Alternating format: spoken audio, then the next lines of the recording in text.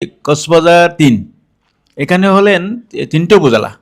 একটা হলো কক্সবাজার সদর উপজেলা এবং এই রামু উপজেলা প্লাস হলো ঈদগাঁও উপজেলা। এটা নতুন উপজেলা অবশ্য। তো এখানে যিনি প্রার্থী লুৎফর রহমান কাজল, উনি হলেন ঈদগাঁও উপজেলাতে পড়ছেন। ওনার বাড়ি পুকখালি বলি আমরা, ওনার গ্রামের বাড়ি হলো পুকখালি। তবে উনি কক্সবাজার শহরে সেটেল, ওনার বাবা সেটেল অনেক দিন, এখানে ধরেন 70 বছরের ওনাদের এখানে আধিপত্য কক্সবাজার শহরে, লুৎফর রহমান কাজল। আর উনিও আমার বয়সে ছোটো, আমার ছোটো ভাই। তবে উনি আগে এমপি ছিলেন।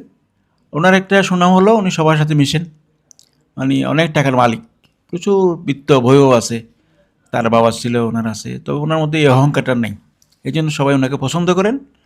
তো ওনার এখানে জামাতের প্রার্থী হলো কক্সবাজার কলেজের ভিপি ছিলেন, ইসলামী ছাত্র শিবিরের শহীদুল আলম বাহাদুর। তো আমরা ওনাকে ভিপি বাহাদুর বলি। তো ওনার বাড়ি হলো আবার এই কক্সবাজার বাস টার্মিনালের কাছাকাছি, হাজিপাড়া। তো উনিও বয়সে তরুণ, কাজল ভাইদের কাছাকাছি হবে, কাজল ভাইয়ের আনার বয়সের কাছাকাছি হবে, হয়তো 5-6 বছর ছোটো বড়ো হবে। তো ভিপি বাহাদুর কিন্তু একবার উপজেলা পরিষদের ভাইস চেয়ারম্যান ছিলেন, নির্বাচিত। এখন বাহাদুরের জনসমর্থন আছে, খারাপ না।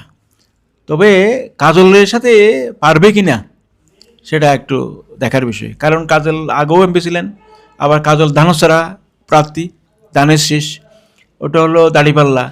তাহলে এই কক্সবাজার রামু ঈদগাঁতে মানুষের মাঝে, সাধারণ মানুষের মাঝে ধানের শীষ বলেন, ধানের ছড়া বলেন, অত্যন্ত জনপ্রিয়। গ্রামের মহিলা, ধরেন আমার মা, আমার বোন, আমার ভাবি, আমার মেয়ে, এরা সবাই ধানের শীষ। ওনারা কাজল চিনে না, কাজলও চিনে না, বিএনপিও চিনে না, চিনে কি ধানের ছড়া জিয়াউর রহমান, জিয়া এবং ধানের ছড়া। অতএব কাজলকে এখানে ঠেকানো খুব কঠিন হবে।